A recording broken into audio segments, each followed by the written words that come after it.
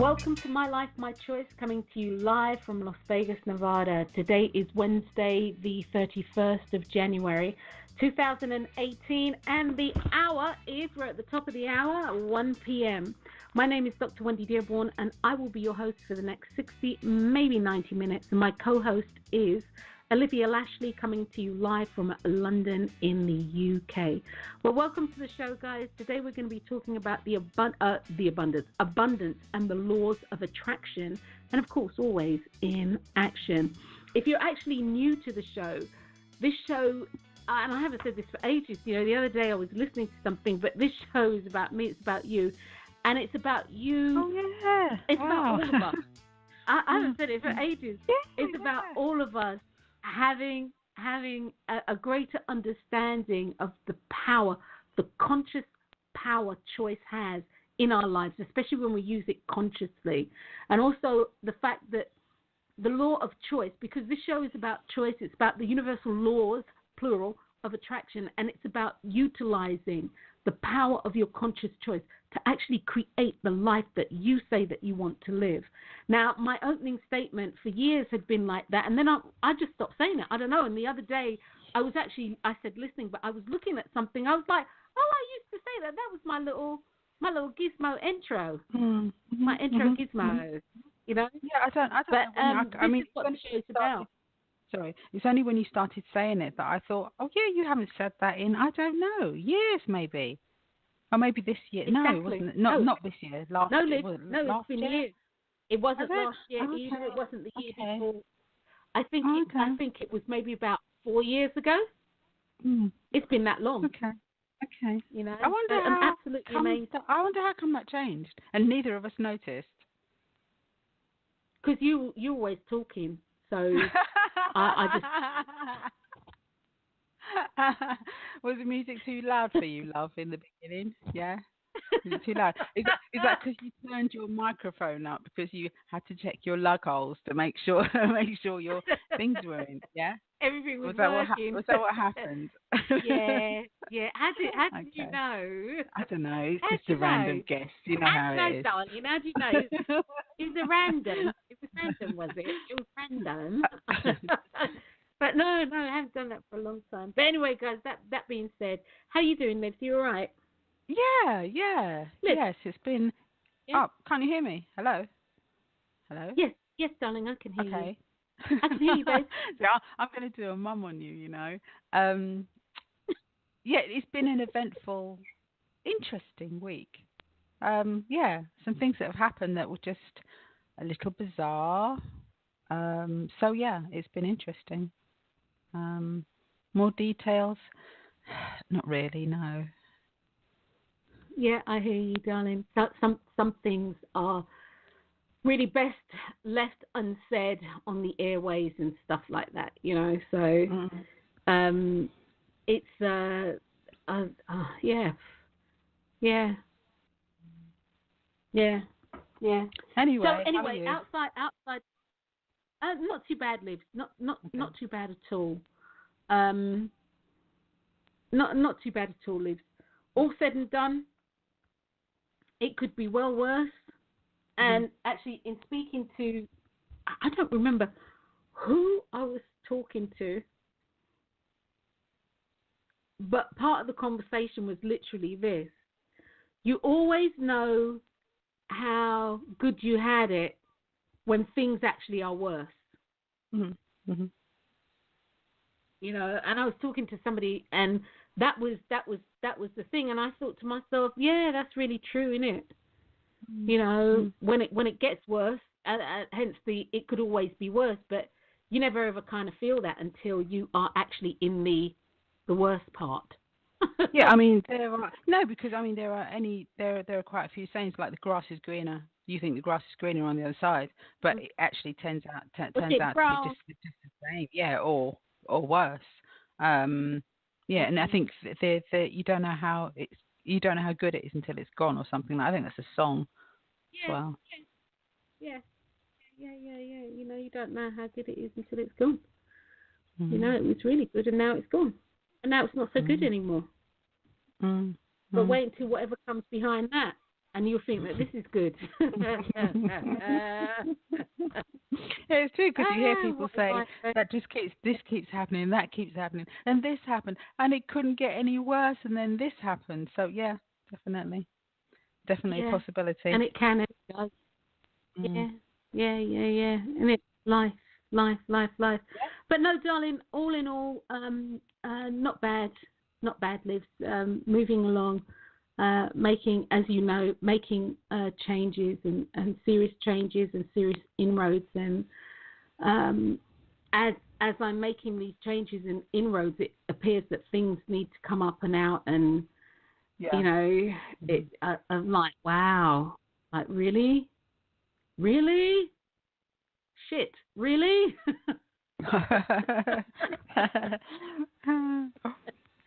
Like, really? Dang. Okay, all right.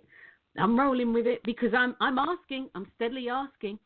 And I mean, I know I'm going to say this later on in the show, but I am steadily asking. I'm steadily not only asking, when I say asking, what I mean is I am laying claim to and utilizing the universal laws of attraction to lay claim to the things that I want.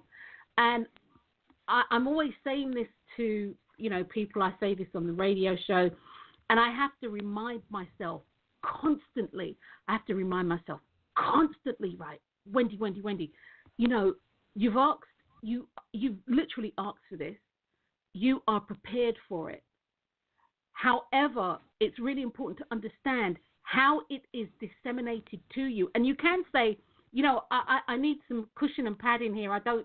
Please don't beat me down with this. But that being said, it's not all warm and fuzzy.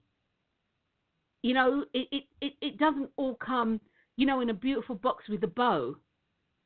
And that sometimes it comes to you, especially if you're wanting whatever you're wanting, and you really can have it now, but now constitutes that the universal law, the universal creator, whatever term you want to use, God, you know, Christ, Buddha, Muhammad, whatever term you want to use, will move people, places, and things for you to get what you want. And in doing that, it doesn't mean that you don't have to go up the rough side of the mountain.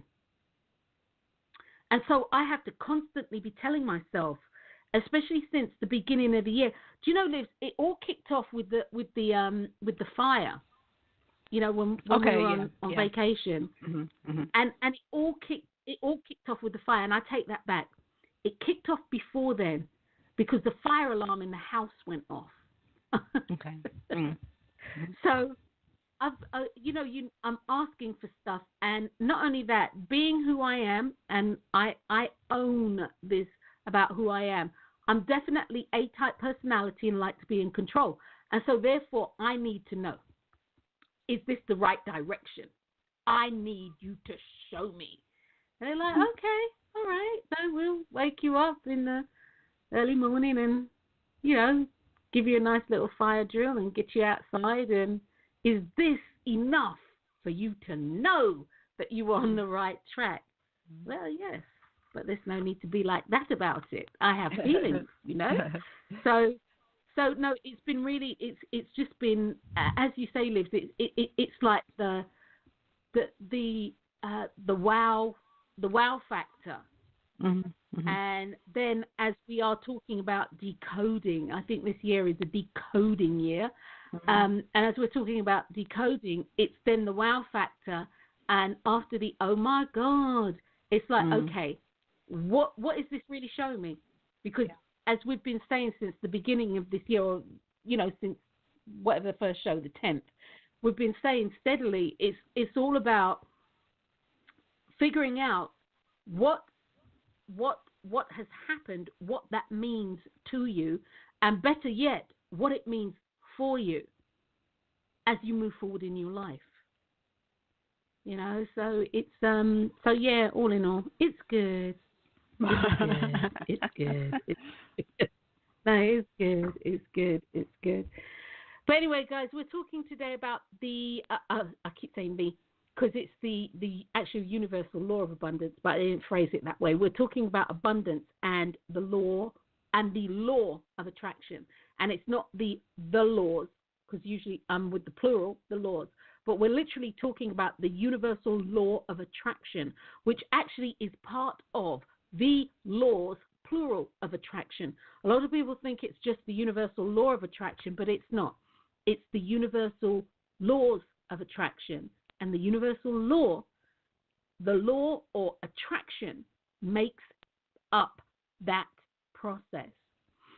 So the law of attraction is magnetic, is a magnetic force of intention, which is made up of many, many, many, many, many laws. The law of abundance invokes plenteous in extreme, a lot of stuff in the extreme. Or should I say it invokes the extreme. So if it's plenty of money, abundance, plenty of money in the extreme, or what will be considered to be extreme for you. So how do you attract into your life money, health, wealth, relationships, fame, fortune, the house, the whatever it is, the things that you are wanting, fill in the blank. How do you attract this into your life? Now, part one of the process involves having a clear understanding of the laws and how to use them. And part two is understanding how to hold space so that which you desire can come into form. What I need to say here, because I'm really guilty of doing what I complain many sort of authors and speakers do, they have this thing where it's like a foregone conclusion that you understand that the first thing you need to do is make a choice. And so let me just say that for the record. The first thing that you need to do is to actually make a choice as to what it is that you want, and not a wishy-washy choice. Guys, I'm talking about, that's it, I want this, lock, stock, and barrel, I don't care, that's what I want. That right there, that's it. That's mine. I want it. And it's really important that you are that clear, that concise, and that you have that type of emotional attachment to it. You're engaged. Actually, you're married to it. You can feel it. You're claiming it. And there is nothing that can come along and tell you otherwise. That is when you actually start the process of consciously manifesting what you want, and consciously manifesting what you want in such a way that you're going to get it. Once again, it doesn't mean that you might not be dragged through the hedge back ways. Hopefully not, but it doesn't always mean that. So, as I said, part two is about holding the space, and we've spoken about the universal law of space, but it's about holding the space so that that desire can come into form. And that's one of the things that we'll get to, and I need to jot that down as a bullet point, because I didn't do that. Holding space. Right. Every single law that is established, or laws that you make, and believe me, guys, it's really important to understand that the universal laws, or the laws that you make, are guidelines. Are guidelines which will be adhered to by you. Okay, so the laws that you make are guidelines that will be adhered to by you because you've made them through your thoughts, your words, your actions, your deeds. So, Liz, did that make sense? Just make sure I'm not talking. Yeah, the only thing I would say is that a lot of people will think, oh, well, the universal laws are the universal laws, and that's all there is. Yes, that's true. Yeah, there is, but you can use them. A term we've used before is you can make your own recipe. So you can draw from the law of abundance, the law of clarity. You can draw from lots of different ones, and you actually make your own amalgamation of a law, which is personally tailored. Mm-hmm. Yeah, tailored to you, and it's what you believe it to be. And because it's made up of the fundamental laws, it holds as much power as using one of the fundamental laws. Exactly. Just because you in a recipe, a cake recipe, you use eggs and you use flour, you use butter, and you mix them all together, and you get a pound cake or what have you, doesn't mean that they aren't as powerful as when they stand by themselves. So as Olivia was saying, It's an amalgamation of different laws to get to your clarity, to get to your knowing, to get to your belief, as to how you view abundance. So it's really important that, yes, you have the universal laws. That being said, you make laws and invoke laws through your thoughts, words, actions, and deeds. It's also important to understand that the energy that you use to invoke laws and make laws is your spiritual currency. Your spiritual currency. Spiritual currency is infinite. There is absolutely no cap on it. There is no running out. There is no shortage. There can never be a run on your part of your spiritual bank. Never. Absolutely never. You get to spend as much of this currency, this spiritual currency, as you want. And you get to spend it in the way that you want, in the way in which you want to do it, so that you can hopefully get a return on your investment. So your spiritual currency is there for you to invest in. It's there. When you spend it, you're spending it with an investment in mind. So it's there so that you can invest. And as we've said before on other shows, people don't invest without having thoughts of a specific return on that investment. So understand that the universal laws, and I'm talking the laws plural, whether we're talking about the law of secrecy, silence, patience, the law of polar opposites, or polarity is what it is, the law of polarity, the law of abundance, it doesn't matter. You need to understand that you are using your spiritual currency to invoke, to switch on, to begin the process of direction of these laws. You know, when I was actually thinking about this show, right, and I was jotting down some notes and that, and I thought to myself, it's really a little ironic, or I found it ironic, that spiritual currency, in a broad sense, has some similarities to Bitcoin. Mm-hmm. You know, like yeah. they're both sort of intangible. You can't actually see either or. Yet you can use both Bitcoin, which are digital. It's digital or cyber money. So you can use both spiritual currency and Bitcoins to purchase the things that you desire. And in fact, Bitcoins and spiritual currency, they're frequencies, or better yet, they're just energy. Because once again, with Bitcoins, which they're truly trying to push, with Bitcoins, it's just energy. And both have powerful energy, because when you consciously spend them, or when consciously spent and or invested, it will give you, hopefully, a return on your investment. But I thought that was really ironic. You know, I was sitting here, I was thinking spiritual currency, and it just hit me. I'm like, oh my gosh, that's a bit like Bitcoin, because they're not a tangible thing. They're absolutely not a tangible thing. So, and anyway, also, can I also say about that? It's the other link, the other correlation is that let's just call them the ruling bodies or the governmental forces. They don't actually recognize, or they recognize the danger in having a system like that. And when you think about, because most things have to be correlated by science before they come into, they have to have the facts and figures and, all that sort of stuff before they sort of are, for public consumption. It's kind of like the same thing, whereas, it's like, so therefore, like scientists, someone who's, and I'm using the term broadly, because obviously not everyone is the same. But you'd have the scientists, and they don't believe in spirituality. But as I said, they hold the trump cards. So it is very similar, in that you have the two opposing forces. So yeah.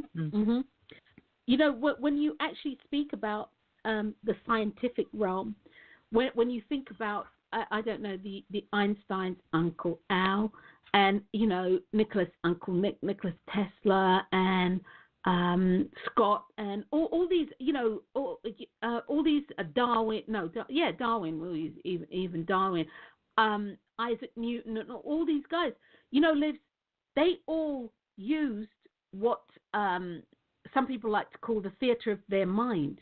They all use their imagination. They all asked the question to the higher self, if you feel more comfortable with that, to God, if you feel comfortable, Buddha, Muhammad, the universal source, great spirit, whatever makes you feel good.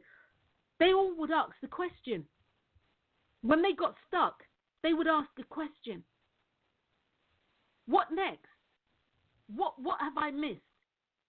What do I need to do next so that I can take this to fruition? They would ask the question. Many of them were very spiritual men, not religious. They were very, very spiritual. And not only that, Liz, for me, they were very forward thinking in how they utilized the universal laws, plural guys, of attraction. They were very forward thinking. I don't know if that was a conscious thing they did, but they were definitely in tune and in flow with their universal, universal law, and it was also specifically tailored to them because they did what they did and no one else did it. And that's another good point about actually creating your own universal laws. There you go. And if you can read through, the universal laws and see which ones you kind of like put together that influenced any given situation that you have already been through, and then you give it a name, and it becomes a power base for you to call upon whenever you're sort of like faced with that situation again. Or and the more power bases you have, the easier it is. And the thing is, it's in your conscious mind, because a lot of times we do it subconsciously, but you bring it to your conscious mind. It's empowering. Yes, it is. Very. Yes, it is. Yes, it is. Abundance. Abundance invokes extremes in any circumstances, guys. So understand me. Abundance, extremes in any circumstances. This is what abundance is. So abundance doesn't care. That's the other thing. Oh, let me just mark this. So abundance doesn't care like any other law.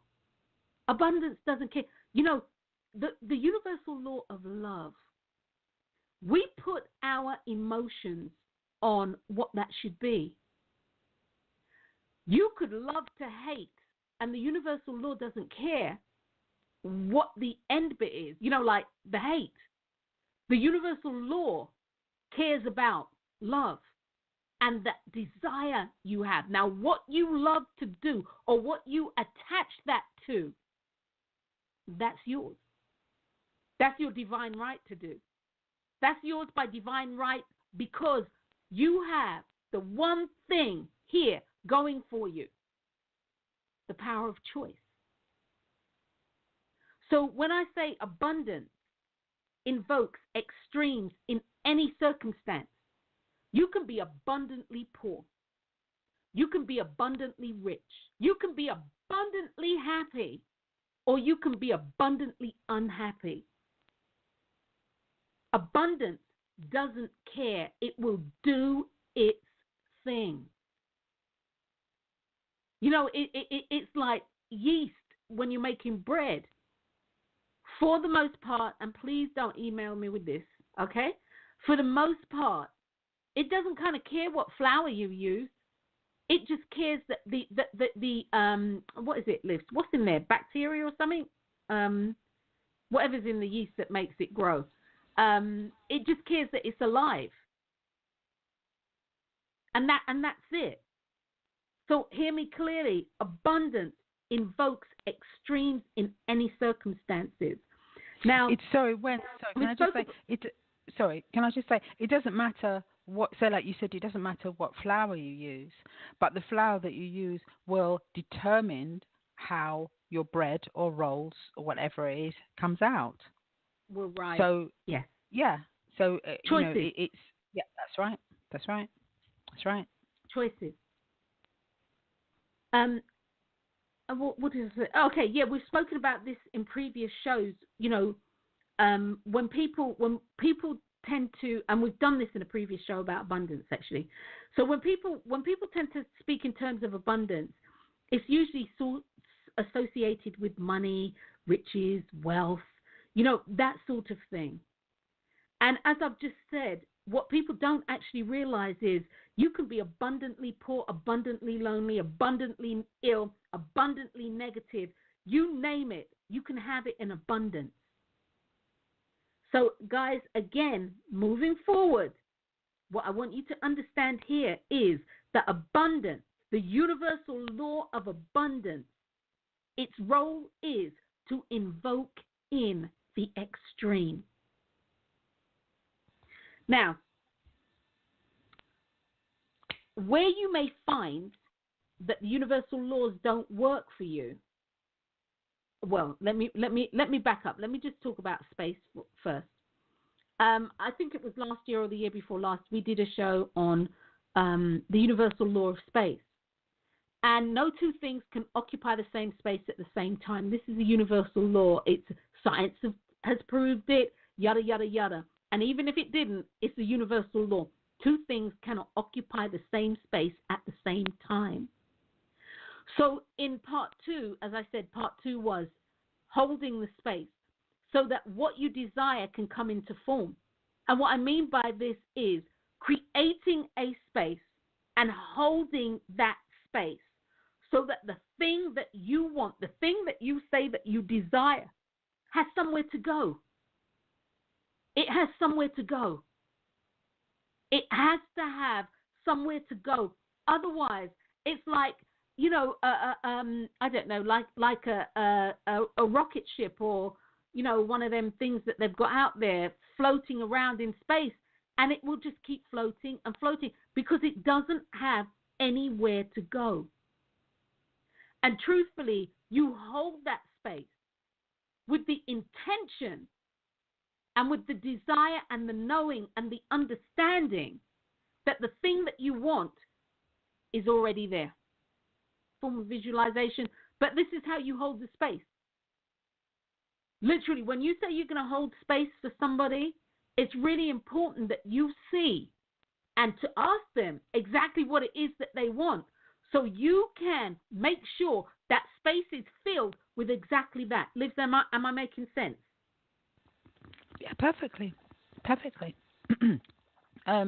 Yeah, no, there's not much more I can say than that. If you, okay. Well, I mean, one of the first things is, do they want you to hold the space for them? I think that's imperative. Of course, and that's exactly right. Yeah. You can want whatever you want for someone. If they don't want it, then you're actually putting your resources into something that you kind of like flogging a dead horse. Exactly.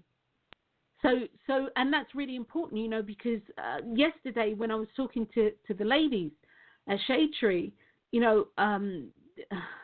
a young lady came up to me and was talking, and definitely from a religious background. She was saying, that whatever was going on for her lives. And I said to her, she was asking God, why this has happened. And Liv, you know what I'm like. I looked at her and I said to her, you're going to tell me you don't know why this has happened or what might have been a spinner? And so she said, well, yes. I said, well, what more do you need to know? Well, of course, she wants people to get their just desert. And I said to her, you can spend your time and your energy, you really can spend your time and energy on that happening. I said to her, but what do you want to happen?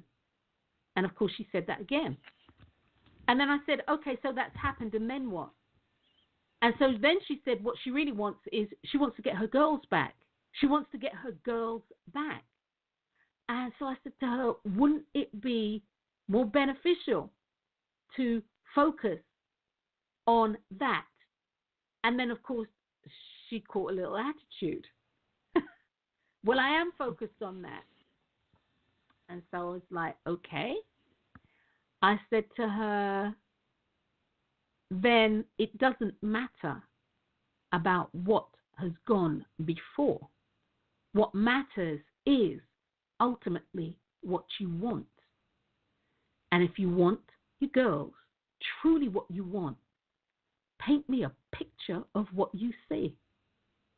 Where are you living? What does it? Have they got their own rooms? What the blah blah blah blah blah? She started painting the picture, and then she started crying. So I said to her, don't waste your time on that. And so she said, well, you know, she had people in her prayer circle doing this. And I said, and this is where I'm going with this, Liz, long story short. And so I said to her, look, you need to understand that the power of prayer isn't about people praying that this pain is lifted from you and that you're held up and you're held up and you're strong and that you will see your way through and this. I said, that's not prayer. I said, if you read the word, which based on how you came to me, I'm assuming you do, you will have read that it says you must pray from the end and you must pray believing that you have received. And in order to do that, you need to know what you want. Girl, she started bawling really hard. I said, yes. I said, yes, I can see you understand me. So the people you have praying for you, they actually need to know what it is that you want and the way in which you wish them to pray for you. So I'll wrap this up by saying, as you said, Olivia, not everybody can hold space for you. Not everybody, and they need to know what you want. And even then, you need to feel secure in the knowledge that this person can literally put aside that which they may want for you, but focus with intention and attention on the thing that you said that you wanted. One of the things about that, Wendy. Yeah, one of the things about that, Wendy, you know, you said about her prayer circle. And okay, they're giving the energy, but she's the person who gets to use the energy. Who can use it for the prayer. So they were trying to give her what she wanted.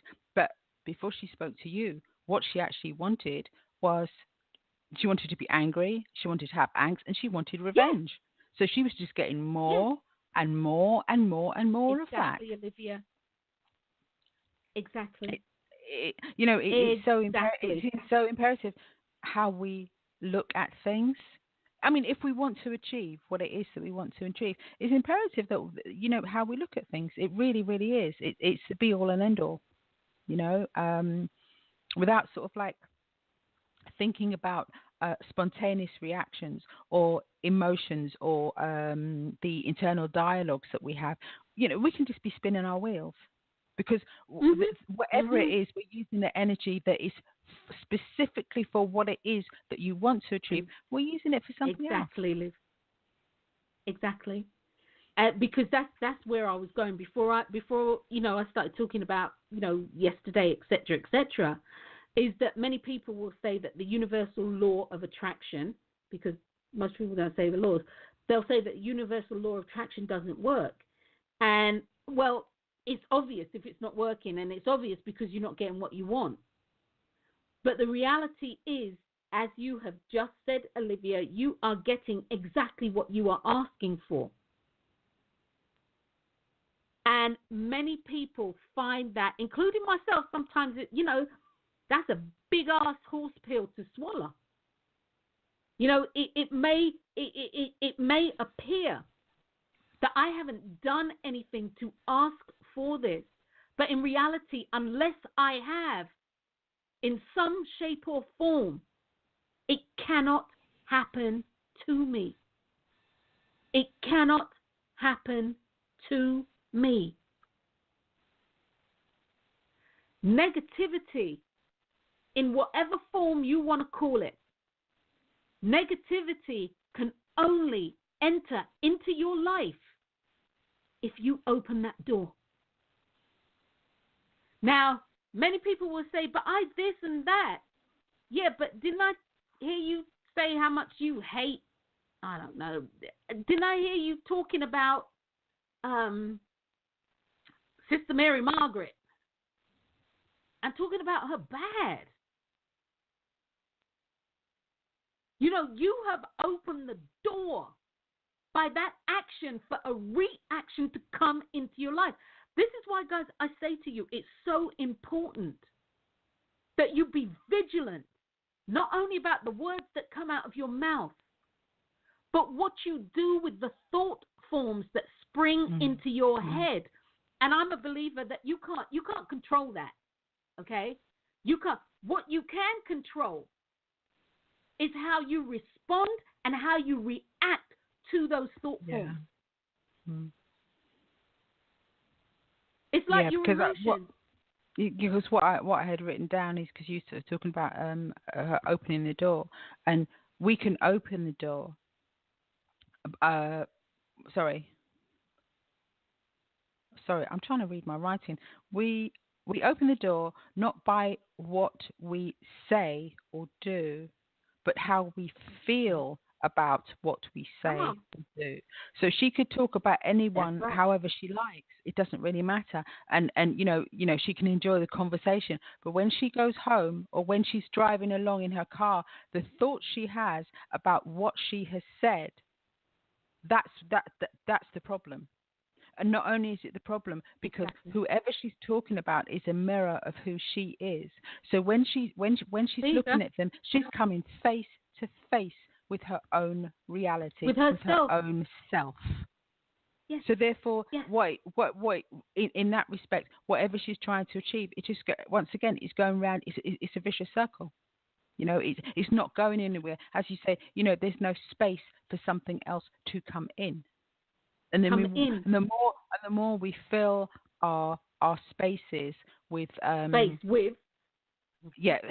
with things that, you know, judgments of other people. I mean, it's hard to do. I mean, I judge all the time. I'm not saying, you know, I find it hard to do.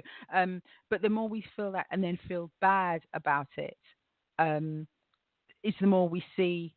It's the more we actually see our own deficits. Yeah, it's our own deficit, and it shows up in our life because that's what we're actually bringing into our life. We're calling it to us. Yeah. And you know, again, many people find that very, very difficult to believe. I mean, you know, I'll never forget when Tony, my man Tony Altman, I actually miss Tone. You know. He said to me, we were at the store, and he said to me, well, you know, Wendy, it's a mirror image of how you're, of how you're behaving. It's mirroring you. Olivia, I was vexed, girl. If I had a lightning rod, I'd have strike him right there. Olivia, I was vexed. And for the longest while, people would say that phrase to me, and I'm like, look, you know, blah, blah, blah, blah, blah, that's not me. Shut the beep up. And then, you know, as you grow, you learn, you grow, you know. And then I realized, I realized that my life, my external life, was and is mirror imaging my internal life. My actual true reality is being externalized on this screen of space that is playing a movie to me, which is my life, or movie for me, which is my life. I know, again, from personal experience, many people find that very, very difficult to believe. But I am the script writer of my life. I am, because I want to do something called anyway, I'll tell you about it. But I'm the script writer of my life. Nobody but me. I star in it. I film it. I edit it. I'm like who used to do this a lot? What do you call it? His brother died the other day. His brother's name is Charlie. Black comedian, married to an English chick. Don't know. Oh, I can't remember his name. Name right. He did Police Academy. Oh, okay, I don't know. Oh, and now this is gonna bug me. His name's gone right out my head. Sorry guys, I've got to do this. Police Academy cast. And actually, all while right, you're guys, doing that, while you're actually doing that, necessarily, not necessarily, yeah, in the mirror thing, okay. Now, what that person is doing is they're not necessarily doing what you're doing. That's not the mirror, okay. But if you actually decipher the exact word that describes what they're doing, that's the message. You'll find, That's the mirror. That's the mirror. So someone is sort of like being obnoxious. Is they're like kicking stuff over and chucking stuff around? That's not you. That's them doing that. But the word that I would use is they're being obnoxious, and that will be my mirror. That will be what it's telling me. Exactly. Because people would say to me, people would say stuff, and I'm like, well, I'm not Charles Manson. There's nothing about him that mirror images. But at the end of the day, the just recently late Charles Manson wanted to have complete and utter control over his life. And I want control over my life. He went to extremes to do this. But that's what he wanted. That's what he wanted. He didn't even want to be heard. He just wanted control. Actually, that aside, he was actually quite a brilliant man, you know. You know, his parchment for controlling people and, you know, killing and all this. He was actually quite a very learned man. But that's neither here nor there. One of the things, sorry, Wendy. So like to decode on that, like Manson, right?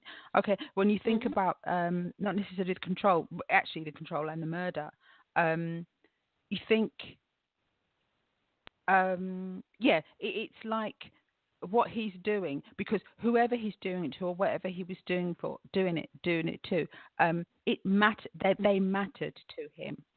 So the message in that is like, well, what you'd be doing is you're actually killing or thwarting what matters to you, what you're trying to manifest.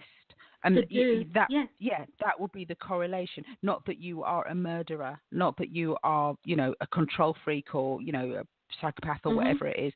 The message would be that what you need to look at how you are trying to manifest, because there's something in what you're doing that is killing or thwarting your ability, your progress to get And you see, guys, this is the thing about, as Olivia just said, this is the thing about decoding what's going on in your life.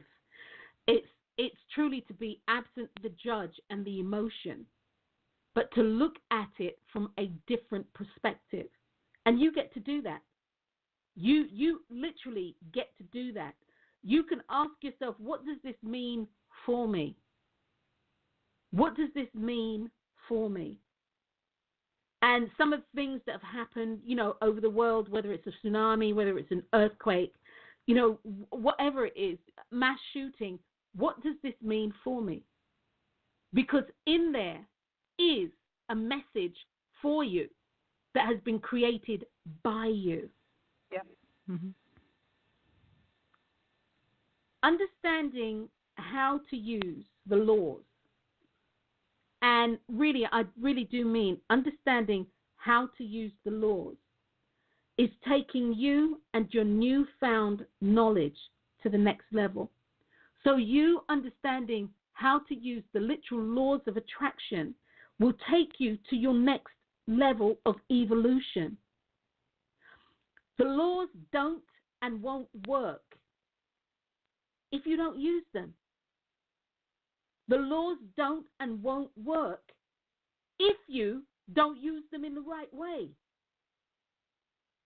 The laws won't work if you don't use them in the right way. And guys, hear me. If you don't use the law in the right way, guess what? You've broken the law. That doesn't mean to say the actual universal law is broken. What happens when you break a law, whether it be man's law or God's law, the universal law or natural law, what happens is you don't get the reaction that you want. In fact, it sets off another set of energetic frequencies or another set of energetic pathways, which happen to be a consequence. It sets off another set of pathways or consequences that you get to pay for. And you pay for this with your spiritual currency. So using the laws and using them correctly, it behooves you. Because at the end of the day, your life is compelling you to go in a certain direction. It's almost like a compass, and you're set on course. And yes, you can travel over here and travel over there. You know, it's like if you do a cruise and you're cruising the entire world, and you start off in Australia, and you go to Singapore, then you go to Bali, and then you decide you're going to go to Australia, and then you come around by the Cape, and then you go to South Africa, and blah, blah, blah, blah. And you travel all the way around Europe, all the way around until you get back to where it is that you wanted to be. And that was starting on the other side of the Australian continent. You can do so many things, but you're on course.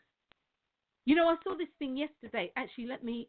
I'm going to extend the show this slightly. All right, there was something. I wonder if I could find it. Oh, it doesn't matter.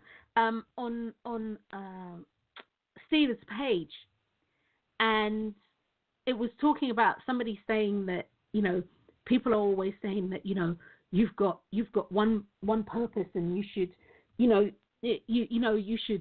you should try to find your purpose, and yada yada this and yada yada that, but not everybody's that way. There are people who they like to do lots of things, and they'll hit an experience, or they'll learn to play the piano, and they'll give it all. And once they've learned to do the piano, they've moved on, and they learn to bake bread, and they give it their all, and then they move on, blah blah blah blah blah blah.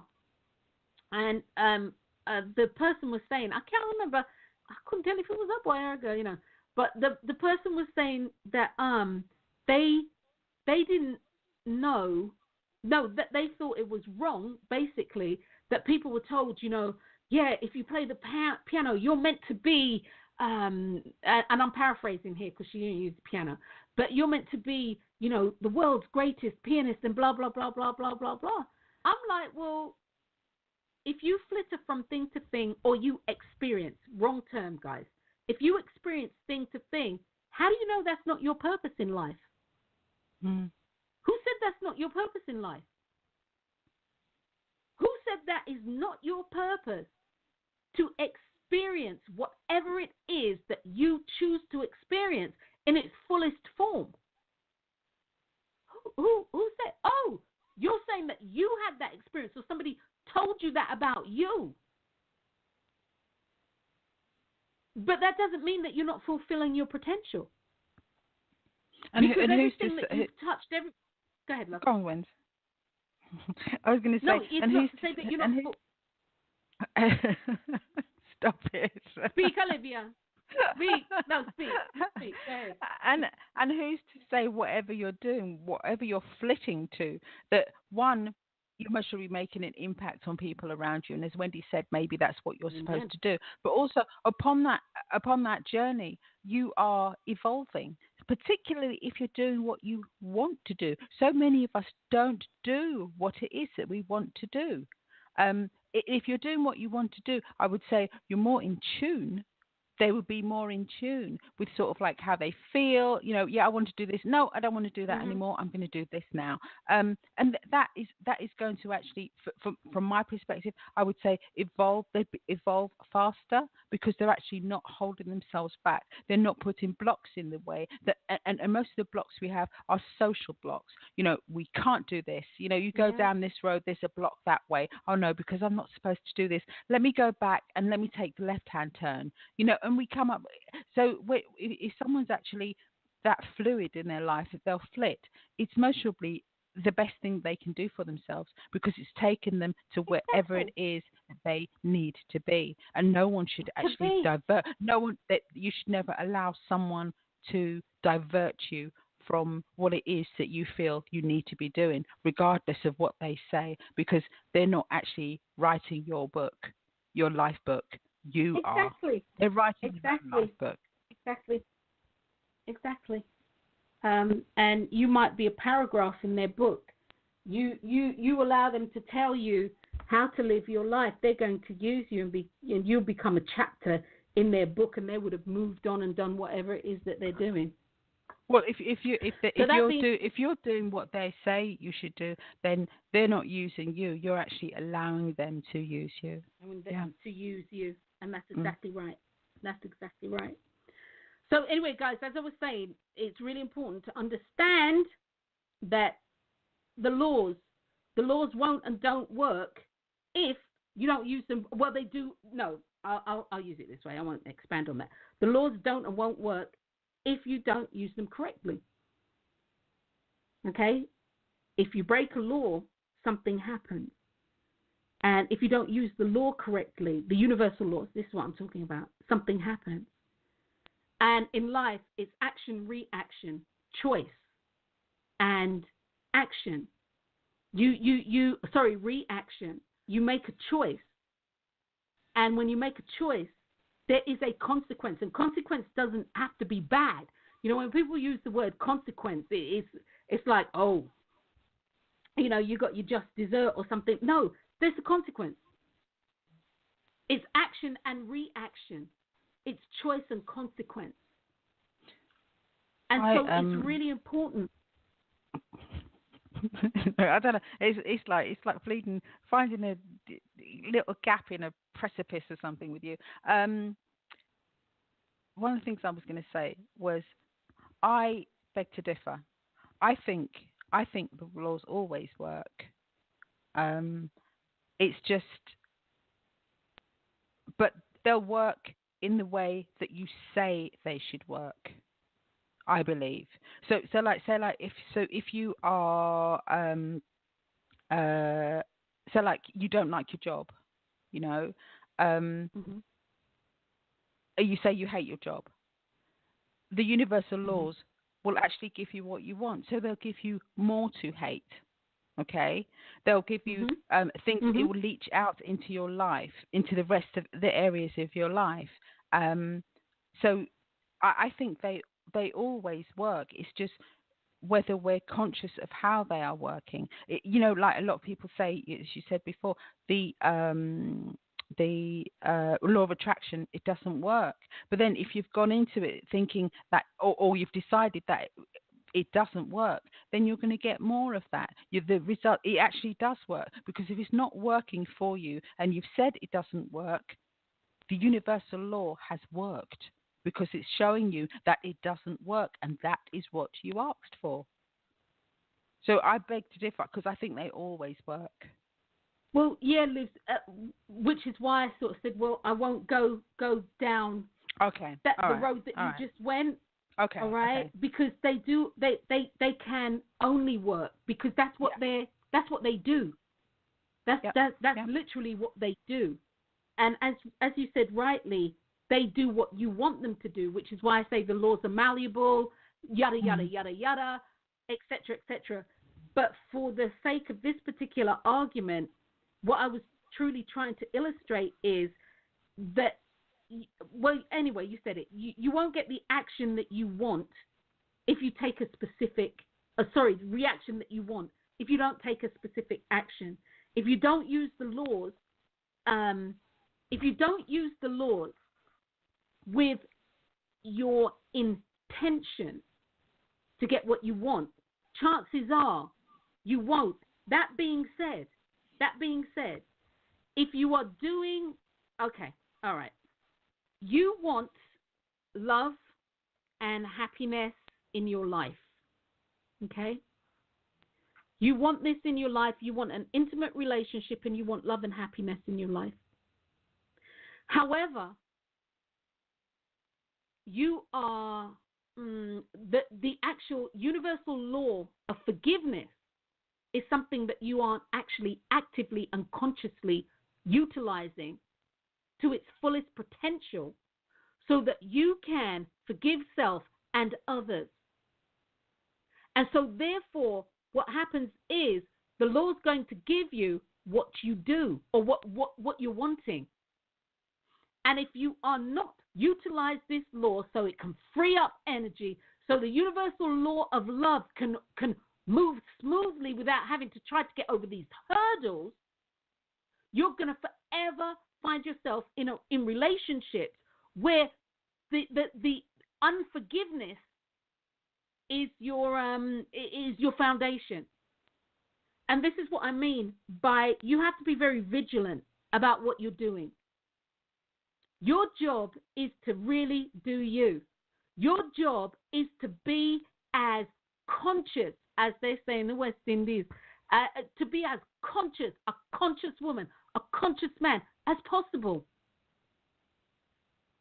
You see, because you're doing this stuff over here, and you're wanting this to manifest over here, and you get this pull and flow and this and that, and it seems like it, but you keep hitting this hurdle and that hurdle, there's something that you are not doing. And there's an infraction in one of the laws that you are using, whether this is using or subconsciously using. It doesn't, see, the law doesn't care whether you use it consciously or subconsciously. The law's going to do what it is designed to do. And that is to manifest for you. And as I said, I think I said earlier, good or bad, it doesn't matter. I was talking about abundance. The laws, period, across the board, they don't care. Good, bad, what they care about is what you attach to it. So yes, Liz, the law, it's always working, guys. Always working. Having a clearer understanding of the fact that the laws are always working, and as you said, Olivia, you know, they're giving you what you want. If you don't believe in the law of attraction working, it's not going to work for you. If you believe it's going to work for you, it's going to work for you. Yeah, but this the thing is the is, nature of the law. If you don't believe it's going to work for you, then if it doesn't work for you, it's showing you that the law of attraction works. Exactly, attraction, yes. And Olivia, this is exactly it. Because the laws always work. They cannot do anything but work. It's like oxygen will always be oxygen. It cannot be any other way. Now, what we do with it is a whole different ball game, but it cannot be any other way. But it shows you. Yes, I agree. No, I do. No, I agree. Let's see. I spoke about the holding of space. I want to talk about the laws of attraction, the law of attraction itself. Okay. And I think that's actually, I've got 29 minutes. I want to talk about the actual law of attraction itself and how do you attract into your life that which you want? Now, I've set up here abundance and the law of attraction and, of course, in action. The action side really is choice. You need to make a choice. Bottom line is you need to make a choice, okay? So once you've made the choice, what happens? What actually happens once you've made a choice? How does the law of attraction really, really work? Well, I'm going to be straight up and down and say, I don't actually know one side of it. I know one side of it, but the other side I don't know. And I really don't know. You know, I don't know how an organism is formed out of the air. I don't understand that. I don't know that. What I do know is what we do. We need to know what we have to do. We need to know, to the best of our ability, that being conscious of what we do creates an energetic force. So anyway, that being said, take a look at the universal law of attraction. And guys, again, I need you to understand clearly that the law of attraction is a part of the laws of attraction. Many people say the law of attraction and think that's it. It's not. By your thoughts, words, actions, deeds that you attach, as Olivia said earlier, you attach feeling to. You create laws for yourself. You create laws that are unique to you. The laws are malleable, which means they are bendable, they are moldable, and they do this for you. But the law is resolute and it's absolute in what it does. So that being said, the law of attraction, what is it, Wendy? The law of attraction is a conduit for the direction of magnetic energy. Okay? Guys, the law of attraction is a conduit for the direction of magnetic energy. You have the universal law of magnetism, although we're not really talking about that today, but we have the universal law of magnetism, and that is it. The universal law is a conduit for the direction of magnetic energy. Magnetic energy is engaged by your focused desire on or for something you want in your life. This could be health, wealth, car, home, relationships. It doesn't matter what it is. It's that focused desire, that focus, that intention and attention that you put somewhere. That creates that magnetic pull. The nature of the universal law of attraction guides this energy in the most expedient way. Okay, and funny enough, somebody asked me about this. There was a meme I posted about the universal law and magnetism, and I posted that today. Do I have this on my paper here? Let's have a quick scan.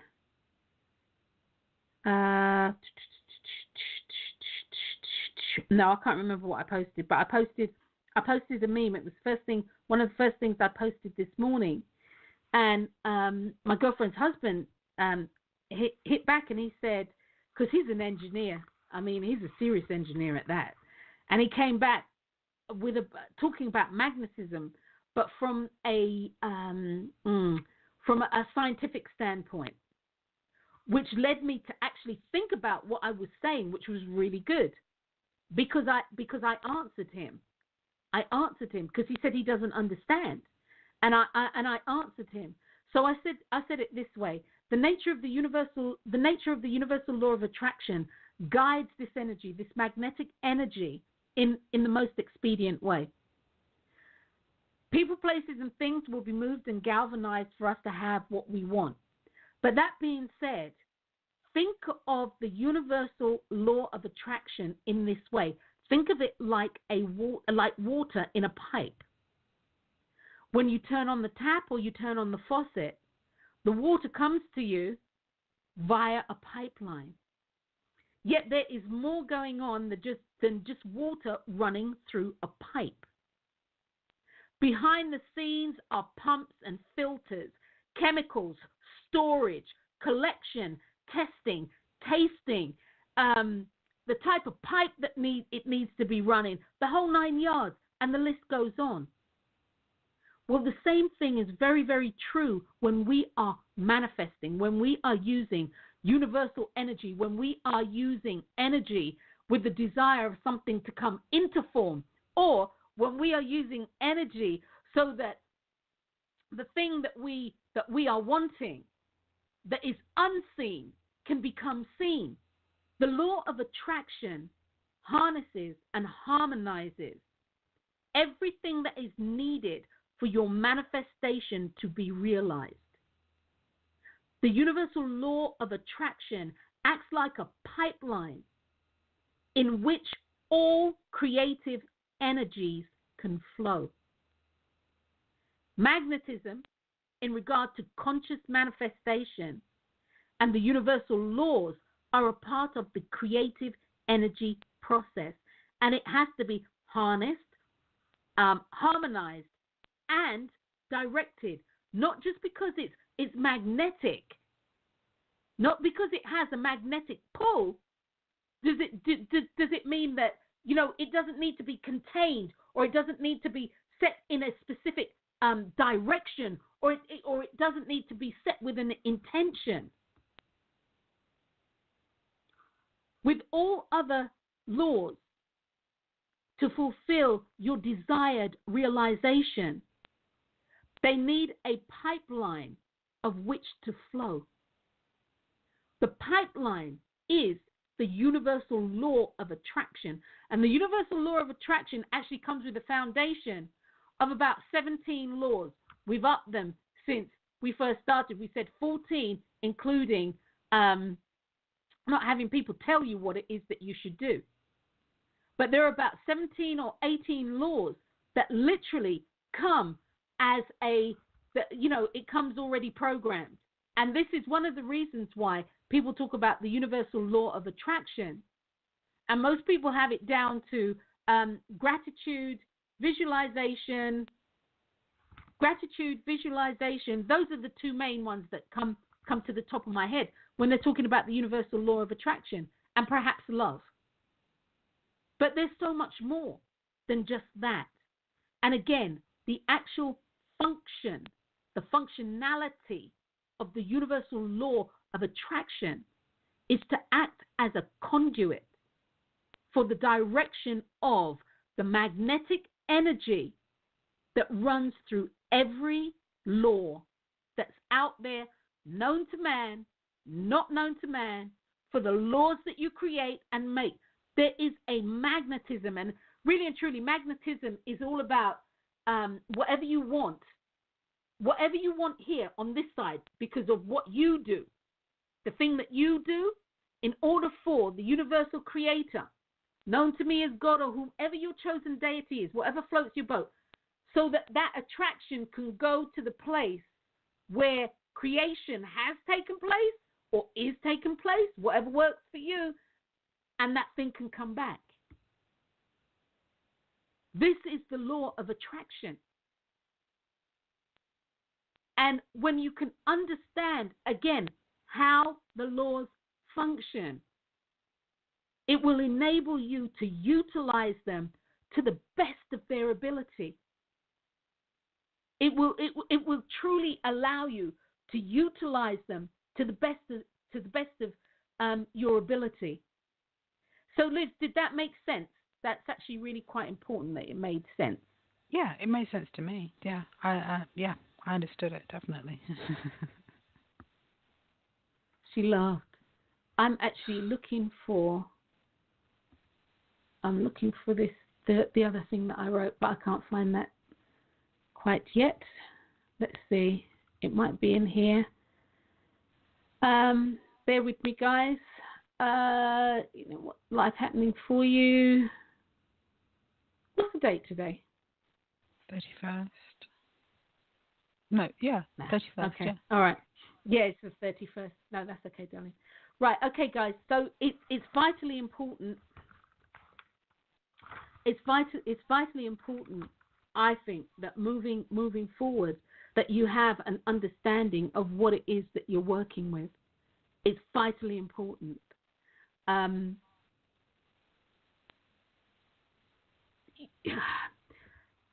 If you have been able to manifest, and it's been a little hit and miss for you, what this tells you, or what it may tell you, is that to a certain degree you have a certain understanding, or you have a certain passion. You've got something. But by the fact that you're not able to do this on a that's what I was looking for. I found it. You're not able to do this on a continuous basis. Notwithstanding, as I said, don't confuse your manifestation happening and not happening with everything being cupcakes and roses, cupcakes and cream, peaches and cream. Don't confuse that. So you should be able to manifest on a continuous basis all the time. You really should. We all should. One of the places where we actually do fall short is we're always trying to put our emotional spin on everything. From the household pets to the stuffed toys to the wild animals to inert objects. We're always trying to put our emotional, stop it. It's a stuffed toy. It's not Chucky. It's a stuffed toy. Yeah? Having emotional feelings about something doesn't mean it feels that way about you. And many people have had that experience with human beings. That you do have, let me phrase it this way, the fact that you do have an emotional pull, you do have a relationship, and that thing has to have a relationship with you. Even if something is called inert, or it doesn't have any movement, or according to people, doesn't have any emotion, that's not true. And I know that I've said this before about when I cut the tree down in my front yard because it wasn't actually planted correctly. And because I didn't know anything about trees, I wasn't able to say to the guys who, built the house that you need to dig deep and put this tree in so the roots will go way down. We also need to make sure that it's watered way down so the roots don't come up and start trying to go into the sewer system to get water. That tells you how intelligent things are. Anyway, yeah. I can't even remember what I was going to say about that. I've just gone. No, I felt really guilty. And I was going out for a walk and I said to the tree, I'm really sorry. And I'm sure the tree said, you, Wendy. and the horse you rode in on too, and the car you drove in here too. And I felt really guilty. I really did.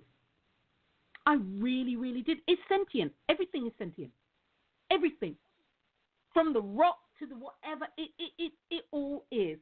So where I was actually going with this, guys, because again, I've digressed. In understanding the universal law of attraction, it's really important to take into consideration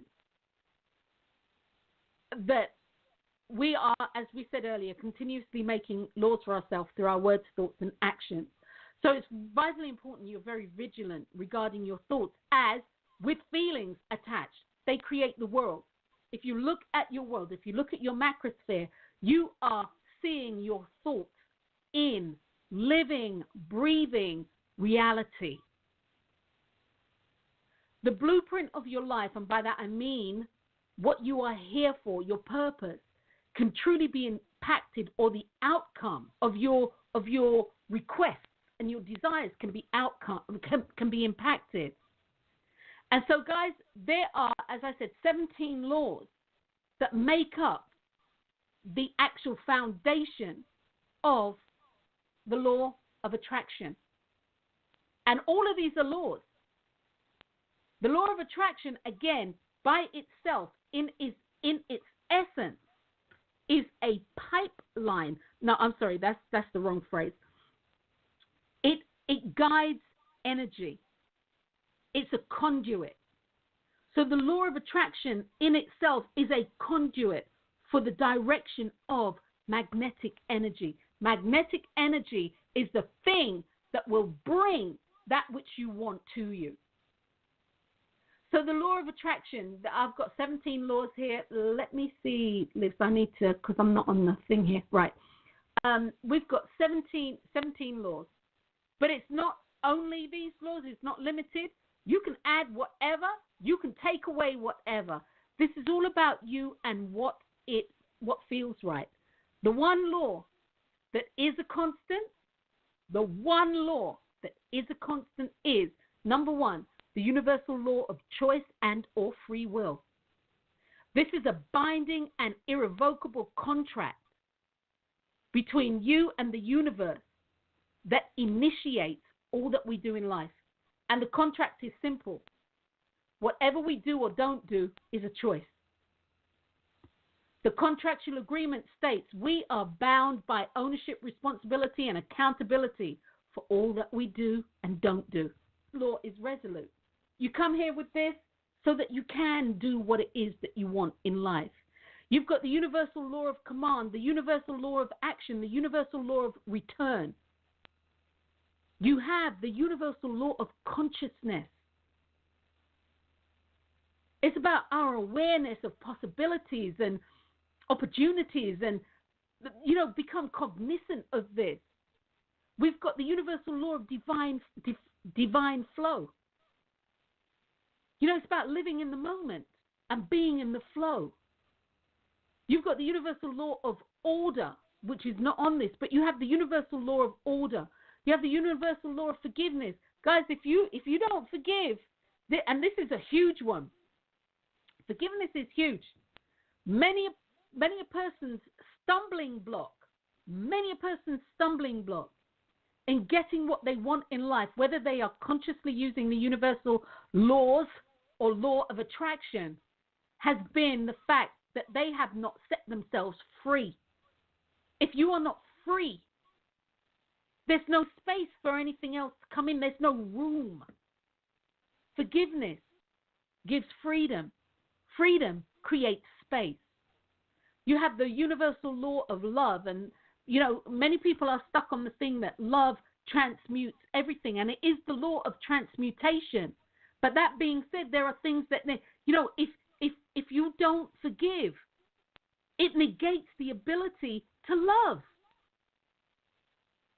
You have the law of magnetism, and although we haven't really spoken about this law unifies with our intention, or the intention of our essence or energy of that which we are wanting to attract into our lives that has already been made in creation. Ain't nothing new under the sun. The universal law of manifestation, that gets whatever we've magnetized, and it brings it into tangible or physical form. Discipline, this is another thing that I think is a true stumbling block for people, is discipline. There are certain laws I personally feel that will that support you in going the distance. And the universal law of discipline is it. Keep doing what you're doing as long as you're doing it right. Keep doing what you're doing until such time that the manifestation has taken place. The truth, belief, faith, imagination is a huge one that we'll be doing. And, of course, the universal law of balance, which Olivia had spoken about earlier. Let no one tell you what your journey must reflect or what your reality is. That's a no-no. And, of course, I put the universal law of attraction. And the law of attraction by its nature is simply a magnetic force, or actually that should say it simply houses the magnetic force of the other laws. So, guys, understanding that the universal law of attraction is an amalgamation of many laws. Its foundation is amalgamation of many laws. Its sole function is to direct and harmonize magnetic energy. And magnetic energy is the energy, once you believe it and you say you want to receive it and you can feel it, that creates a magnetic energy that goes out in the most expedient way to give you what it is that you want. So, Liz, did that make sense? Yeah, it perfect sense. Yep. In its entirety? Yeah. There's nothing really that I could add. It's I don't know. I suppose for me, it's kind of. I suppose it's self-explanatory. Does that sound really patronising? I don't mean it to be. I can't think of anything. No. No, guys, it's. I don't think this is hard work. Mm. I just think that it is, and if I say arduous, that's not even right. But it's like a dedication, isn't it? You can be dedicated to it. There you go. That's a nice word. That's a wonderful word. It's being dedicated. So it's not hard work. It's being dedicated. And that, I think, and I have to say, I'm really good, for a while. Yeah. And then we drop off. Yeah. Absolutely. And then when I'm good, I see it. When I'm good, I mean, I see it, and it's happening, and it's this, and it's that. And then, you get up in the day and you say, "Shall we? We'll do it tonight." And then you're sitting down watching America's Got Talent or something, and it's like, "Oh, what's the time? Oh my God, I've got to go to bed." And there it goes. And then something will jog you. Something will talk to your, like your intuition will say something, and you'll be like, "But weird, what is going on?" Oh, yeah. And then, if you journal, you look back and you'll be like, "Well, I haven't done that since, it's December. I did that in January the last time. Oh, my God, can you believe a year has gone by?" And then you're off I'm off on another bloody tangent about how much time I've wasted, and another year has gone, and if I'd been doing this, yada, yada, yada, yada, yada. So, guys, no, seriously. So, guys, what I'm saying to you is dedication, and that's a really good word. Be dedicated. Dedicate yourself to what it is that you want. When I hear, let's see, who can I use? Sir Richard Branson, I don't know, the late Michael Jackson, whoever, some of these people who are in the spotlight, when I hear them talk, they're dedicated. They don't care whether they're in a lawsuit. They don't care whether they're in hospital. They're dedicated. They live it. They breathe it. And as a result, they are it. And the universe, the universal creator, which is them, believe it or not, the universe has to manifest that onto their screen of space. And so it is with you. So it is with you. What I am guided to say right before we finish up is simply this. One of the things that you had said before, Liv, and let's see if I can pull this up. One of the things that you had said earlier on in the show is this, and this is actually the universal law of balance, and this is really important. Let no one tell you what your journey must reflect or what your reality is. When we allow our wishes and desires to be, and you actually wrote this. This was you who wrote this, Liv. Do you remember writing this? No. You don't remember? All right. The universal law of balance, and what you had written was, allow no one to tell you what your journey must reflect or what your reality is. When we allow our wishes and desires to be tainted by thoughts and feelings of others, then we give our power of attraction away. Nobody knows what your spiritual journey must encompass, nor the divine design of it, or how it should be completed by you. And so it's really important to understand, and why I was reading that is simply because the front portion of it is very, very true. This particular part of what you had written, Liv, you give away your power of attraction. You give away your ability to magnetize and mesmerize and do what it is that you need to do so you can attract into your life that which you want. Balance in all things is good. Balance in all things is good. So you don't remember writing that? Oh my gosh, what is that? Sorry, Wendy. Can you hear that? You okay? You right? Yeah.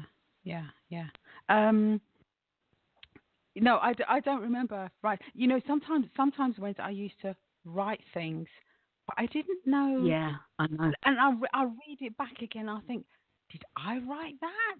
And sometimes I think I'm so in the moment that it's just like I wouldn't say it's automatic writing because I'm very cognitively aware of what I'm writing. But when I go back, sometimes I think, okay, wow, that's interesting.